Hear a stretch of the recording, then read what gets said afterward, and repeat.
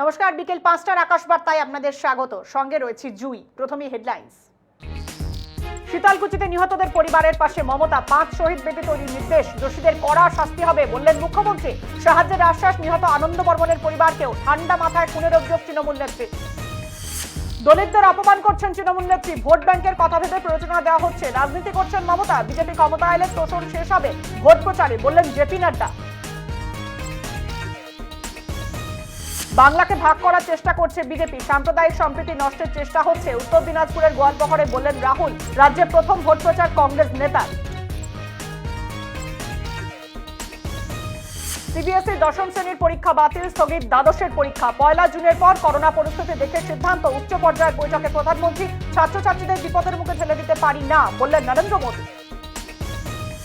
দেশে বাড়ছে সংক্রমণ, ২৪ ঘন্টায় আক্রান্ত ১,৮৪,০০০। দেশ জুড়ে টিকার আকাল, বন্ধ বহু কারখানা। পরিযায়ীরা ফিরছেন ঘরে, লকডাউনের পথে হাঁটছেন না কেন্দ্র বললেন নির্মলা। করোনার দ্বিতীয় ঢেউ আছড়ে পড়ায় বাতিল হয়ে গেল এবছর সিবিএসইর দশম শ্রেণীর পরীক্ষা। স্থগিত রাখা হয়েছে দ্বাদশ শ্রেণীর পরীক্ষাও। করোনা পরিস্থিতি বিচার করে আগামী ১ জুন দ্বাদশের পরীক্ষা নিয়ে পরবর্তী সিদ্ধান্ত নেওয়া হতে পারে। প্রধানমন্ত্রীর সঙ্গে বৈঠকের পর এমনই সিদ্ধান্ত নিয়েছে কেন্দ্রীয় সরকার। করোনা পরিস্থিতিতে বাতিল হয়ে গেল এবছর সিবিএসই দশম শ্রেণীর পরীক্ষা। স্থগিত হয়ে গেল দ্বাদশ শ্রেণীর পরীক্ষাও। সংক্রমণ বাড়ার জন্যই এমন সিদ্ধান্ত নিল কেন্দ্র। আজ দুপুরে প্রধানমন্ত্রী নরেন্দ্র মোদী বৈঠক করেন রমেশ পোখরিয়াল নিশাঙ্কের সঙ্গে। বৈঠকে ছিলেন শিক্ষা সচিব ও পদস্থ কর্তারা। বৈঠক শেষে শিক্ষামন্ত্রী জানান, দশমের পরীক্ষা বাতিল করা হয়েছে এবছরের জন্য, আর দ্বাদশের পরীক্ষা স্থগিত থাকছে আপাতত। ১ জুন পরিস্থিতি পর্যালোচনা করে দ্বাদশের পরীক্ষা নিয়ে সিদ্ধান্ত নেওয়া হবে। শিক্ষামন্ত্রী আরও জানান, দশম শ্রেণীর পড়ুয়াদের স্কুলের অভ্যন্তরীণ মূল্যায়নের ভিত্তিতে পরের শ্রেণীতে উত্তীর্ণ করা হবে। যদি কোনো ছাত্র বা ছাত্রী অভ্যন্তরীণ মূল্যায়নে সন্তুষ্ট না হয় তাহলে সে পরীক্ষায় বসতে পারে, তবে সেই পরীক্ষা কোভিড পরিস্থিতি স্বাভাবিক হওয়ার পর নেওয়া হবে। ৪ মে থেকে সিবিএসইর দশম এবং দ্বাদশ শ্রেণীর পরীক্ষাসূচি প্রকাশ করা হয়েছিল। দশমের ৭ জুন পর্যন্ত পরীক্ষা হওয়ার কথা ছিল, আর দ্বাদশের ১৪ জুন পর্যন্ত। এই সূচি যখন তৈরি হয় তখনও দেশে আছড়ে পড়েনি দ্বিতীয় ঢেউ। ইতিমধ্যেই দিল্লির মুখ্যমন্ত্রী অরবিন্দ কেজরিওয়াল, রাহুল এবং প্রিয়াঙ্কা গান্ধী কেন্দ্রকে পরীক্ষা বন্ধের জন্য অনুরোধ করেন। একই আবেদন করেন পাঞ্জাবের মুখ্যমন্ত্রী ক্যাপ্টেন অমরিন্দর সিং। এরপরই আজকের এই ঘোষণা। সিদ্ধান্তকে স্বাগত জানিয়েছেন অরবিন্দ কেজরিওয়াল। আকাশ বার্তা। শীতলকুচির ঘটনায় আজ নিহতদের আত্মীয় পরিজনদের সঙ্গে দেখা করেন মুখ্যমন্ত্রী মমতা বন্দ্যোপাধ্যায়। তিনি আশ্বস্ত করে বলেন, দোষীদের শাস্তি দেওয়া হবে। ৫ পরিবারকেই সরকারি সাহায্য দেওয়া হবে বলে জানান তিনি। নিষেধাজ্ঞা উঠতেই উত্তরবঙ্গের মাথাভাঙায় গিয়ে নিহতদের পরিবারের সঙ্গে দেখা করলেন মুখ্যমন্ত্রী মমতা বন্দ্যোপাধ্যায়। নিহত মনিরুল হকের স্ত্রীর সদ্যজাত সন্তানকে কোলে তুলে নেন তিনি। কথা বলেন আনন্দ বর্মনের মামা ও দাদুর সঙ্গে। মাথাভাঙার এক মাঠে নিহতদের পরিবারের সঙ্গে কথা বলেন মুখ্যমন্ত্রী। তিনি বলেন, মামিদুল, শামিমুল, মইদুল, নূর আলম এবং আনন্দ বর্মনদের প্রত্যেকের পরিবারের সঙ্গে কথা হয়েছে। তিনি বলেন, এতটুকু ছোট ছোট ছেলেগুলোকে ওরা মেরে ফেলল। মুখ্যমন্ত্রী বলেন, সংখ্যালঘু ভাইরা মারা গেছেন, এদের মৃত্যুর বিচার হওয়া দরকার। দোষী যেই হোক শাস্তি পাবেই। ভোট মিটে যাক, সরকারের পক্ষ থেকে তদন্ত করা হবে।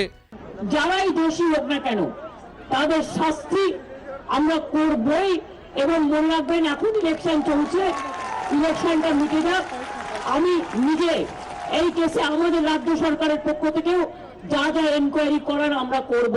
শীতলকুচির নিহত ৫ পরিবারের আত্মীয়দের তিনি বলেন, আমি আপনাদের ঘরের লোক, এই হত্যার জবাব মানুষ দেবে। নিহত সকলের জন্য শহীদ বেদি তৈরি হবে জানিয়ে মুখ্যমন্ত্রী বলেন, ৫ পরিবারকেই সরকারি সাহায্য দেওয়া হবে। ভোট মিটতেই ফের শীতলকুচিতে আসবেন বলেই জানান তিনি। এরপরই ধূপগুড়ির সভায় মুখ্যমন্ত্রী বলেন, কোনো অবস্থাতেই এনআরসি হতে দেব না। মোদী অমিত শাহর তীব্র সমালোচনা করেন তিনি। আকাশ বার্তা। ৪ দফা নির্বাচনের পর রাজ্যে প্রথম প্রচারে এলেন কংগ্রেসের সভাপতি রাহুল গান্ধী। গোয়ালপাহাড় থেকে একসঙ্গে মোদী ও মমতাকে তোপ দাগেন তিনি। রাহুলের দাবি, বিভাজন নয়, বাংলার ভবিষ্যৎ রক্ষা করতে এসেছেন তিনি। পঞ্চম দফা নির্বাচনের আগে উত্তরবঙ্গে প্রচারে এলেন রাহুল গান্ধী। গোয়ালপাহাড় থেকে মোদীকে তোপ দেগে রাহুল বলেন, বিভাজনের রাজনীতি করছে বিজেপি। প্রাক্তন কংগ্রেস সভাপতির দাবি, বাংলার ভবিষ্যৎ রক্ষা করতে এসেছেন তিনি। हम बंगाल के इतिहास की, हिस्ट्री की, भविष्य की रक्षा कर रहे हैं, इसलिए मैं यहां आया हूं। আগের মেজাজে নোটবন্দি থেকে জিএসটি সব ব্যাপারেই মোদীর কড়া সমালোচনা করেন তিনি। পাশাপাশি তিনি বলেন, করোনায় মানুষ মারা যাচ্ছে, অথচ কোনো বিকার নেই প্রধানমন্ত্রীর। कोरोना आता है अस्पताल लाशों से भरे हुए हैं, लोग कोरोना से मर रहे हैं, चीफ मिनिस्टर कोई समझ नहीं। 8 बजे रात को हिंदुस्तान के प्रधानमंत्री टीवी पे आते हैं, कहते हैं भाइयों और बहनों मुझे 500 रुपए 1000 रुपए का नोट अच्छा नहीं लगा, मैंने उसको रद्द कर दिया। মোদির পাশাপাশি মমতাকে তোপ দাগেন রাহুল। দাবি বাংলার কোনো উন্নয়ন করেনি মমতা, এ রাজ্যে চাকরি হয়নি বেকারদের। গোয়ালপুকুর মাটিগাড়া নকশালবাড়িতে সংযুক্ত মোর্চা সমর্থিত কংগ্রেস প্রার্থীর হয়ে প্রচার করেন তিনি। সপ্তম ও অষ্টম দফার আগেও ফের প্রচারে আসবেন রাহুল গান্ধী। আকাশ বার্তা। দলিত বিরোধী তৃণমূল নেত্রীকে ছুঁড়ে ফেলার হুমকি দিলেন জেপি নাড্ডা। বিজেপির সর্বভারতীয় সভাপতির অভিযোগ, মমতা তোষণের রাজনীতি করছেন। বিজেপি ক্ষমতায় এলে কিষাণ নিধির সুবিধা পাবেন কৃষকরা। একদিন মোদি, পরের দিন অমিত শাহ, তারপরের দিন নাড্ডা। এভাবে রাজ্যে এসে বিজেপির শীর্ষ নেতারা একের পর এক সভা করে তোপ দেখে যাচ্ছেন মমতাকে। ঝাঁঝালো আক্রমণ, মঙ্গলকোটের সভা থেকে মমতাকে ছুঁড়ে ফেলার হুঙ্কার দেন নাড্ডা। দাবি দলিতদের অসম্মান করেছেন মমতা, দলিত বিরোধী নেত্রীকে ছুঁড়ে ফেলার হুমকি দিলেন তিনি।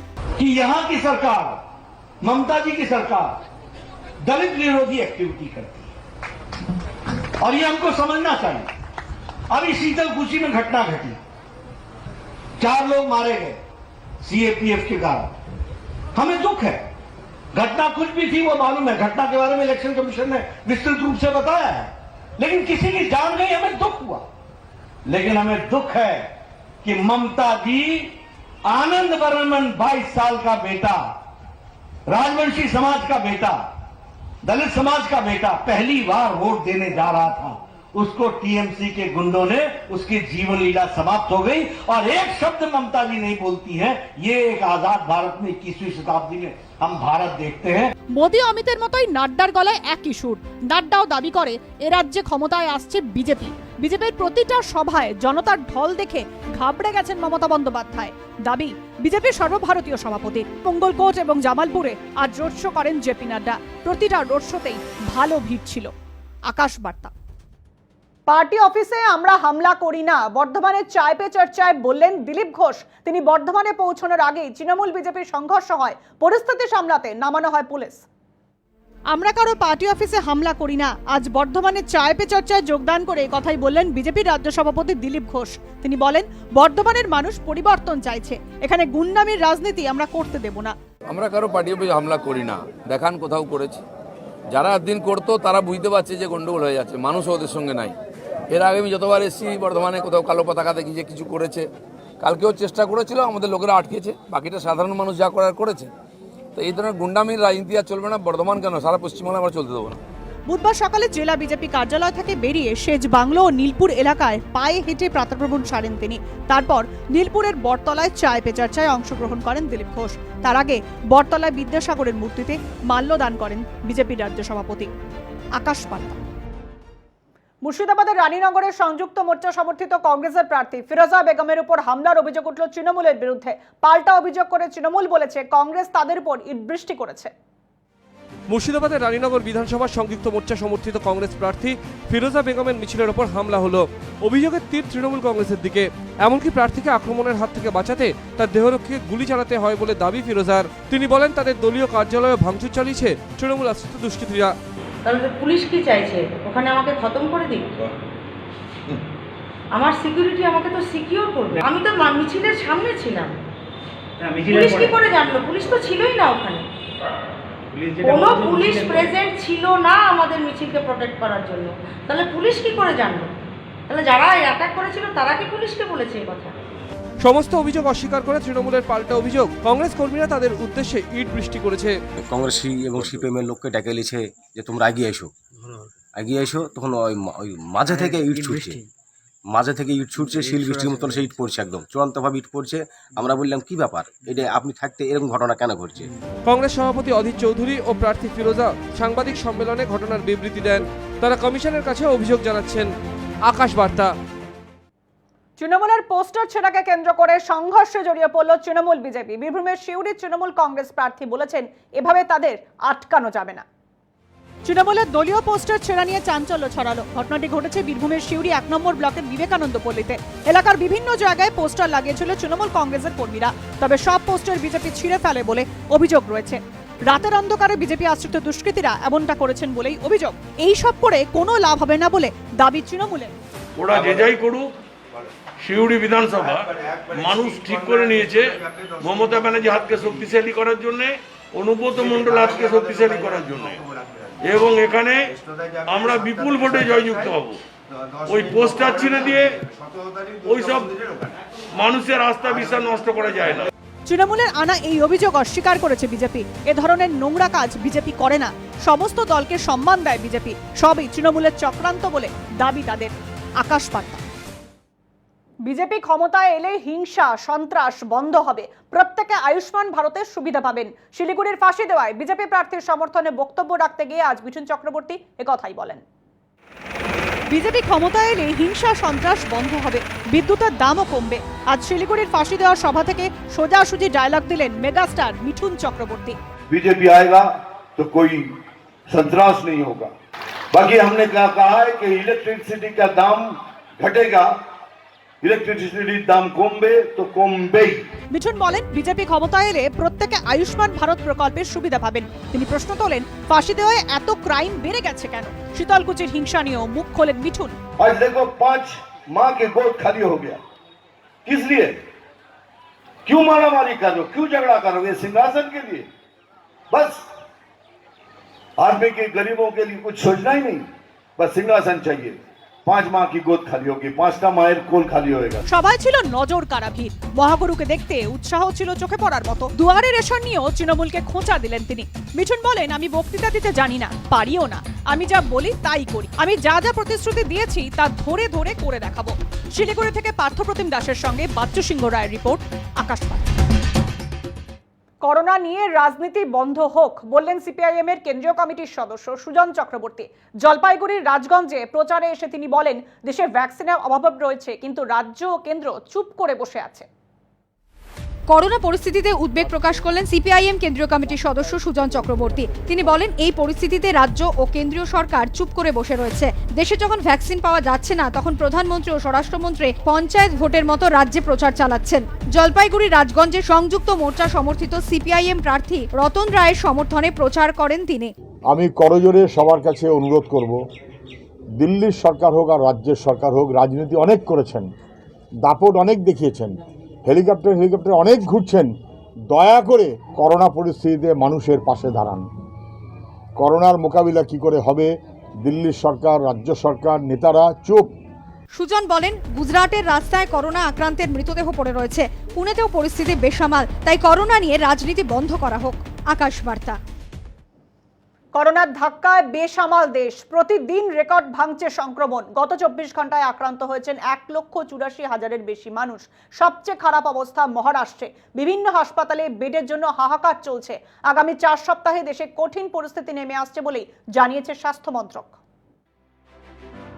আতঙ্কের শিখরে পৌঁছল করোনার দ্বিতীয় ঢেউ। দৈনিক সংক্রমণের রেকর্ড গড়ল দেশ। গত 24 ঘন্টায় আক্রান্ত হয়েছেন 1,84,372 জন। এই নিয়ে টানা 4 দিন করোনা আক্রান্ত হচ্ছেন 1.5 লক্ষেরও বেশি মানুষ।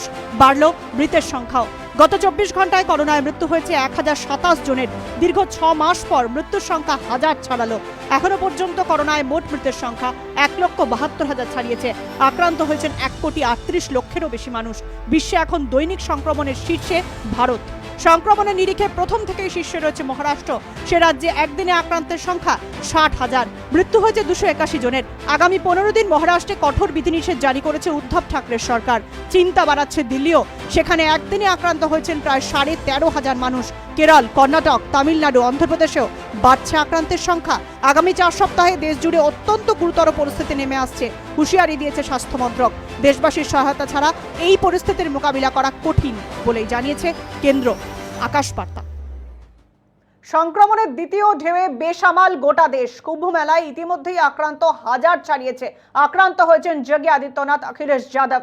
তবে দেশ লকডাউনের পথে হাঁটবে না বলে জানিয়েছেন অর্থমন্ত্রী নির্মলা সীতারামন। 28 লক্ষ পুণ্যার্থী এবার শাহী স্নানের জন্য কুম্ভে এসেছেন। এদের মধ্যে গতকাল যে 18,169 জনের করোনা পরীক্ষা হয়েছে তার মধ্যে 102 জনই পজিটিভ। RT-PCR পরীক্ষা কুম্ভে ঢোকার মুখে ঠিকমতো হচ্ছে না, অভিযোগ উঠেছে। করা হচ্ছে না থার্মাল স্ক্রিনিংও। ন্যূনতম কোভিড সতর্কতা বজায় রাখতে হিমশিম খাচ্ছে উত্তরাখণ্ড সরকার। ফলে কুম্ভ কোভিড সংক্রমণের সুপার স্প্রেডার হয়ে উঠতে চলেছে। কুম্ভ ফেরত তীর্থযাত্রীদের মাধ্যমে মহারাষ্ট্রে সংক্রমণ ছড়ানোর আশঙ্কা নিয়ে মুখ খুলেছে শিবসেনা, এনসিপি এবং কংগ্রেস। উত্তরাখণ্ডের মুখ্যমন্ত্রী তীরথ সিং রাওয়াত বলেছেন, ঈশ্বর ভক্তি রোগের ভয়কে জয় করতে সাহায্য করবে। জনস্রোতের লাগাম টানা যাবে না বলে জানান তিনি। এরই মধ্যে আজ 594 জনের আক্রান্ত হওয়ার খবর মিলেছে। সব মিলিয়ে আক্রান্ত 1000 জনের সন্ধান মিলেছে। হরিদ্বার স্টেশন, হরকি পেউরি বা ঘাটগুলিতে থার্মাল স্ক্রিনিং এর ব্যবস্থা লক্ষ্য করা যায়নি। অনেকেই গত বছর তাবলিকি জামায়াতের মার্কাজের সঙ্গে কুম্ভের তুলনা টানছেন। এদিকে প্রথম ডোজ টিকা নেওয়ার পরও করোনায় আক্রান্ত হয়েছেন উত্তরপ্রদেশের মুখ্যমন্ত্রী যোগী আদিত্যনাথ। তার কার্যালয়ের বেশ কয়েকজন কর্মী আগেই আক্রান্ত ছিলেন। আক্রান্ত হয়েছেন প্রাক্তন মুখ্যমন্ত্রী অখিলেশ যাদবও। এদিকে সংক্রমণের দ্বিতীয় ঢেউ যতই দেশ জুড়ে থাবা বসাক, লকডাউনের পথে হাঁটবে না দেশ, স্পষ্ট জানালেন কেন্দ্রীয় অর্থমন্ত্রী নির্মলা সীতারামন। छोटे लोकलाइज्ड कंटेनमेंट जोन ऐसे करके उसका कंटेन करने के लिए कोशिश होना चाहिए। राज्य भर के या इवन डिस्ट्रिक्ट लेवल के लॉकडाउन से सभी को दिक्कत होगा, इसीलिए लॉकडाउन के पक्ष में हम नहीं। তবে করোনা বিধিতে বদল আনা হবে, কড়া পদক্ষেপ নেওয়া হবে বলেও জানান তিনি। আকাশবার্তা। প্রধানমন্ত্রীর সভাও বন্ধ করা উচিত কমিশনের, বললেন তৃণমূল কংগ্রেস নেতা শোভনদেব চট্টোপাধ্যায়।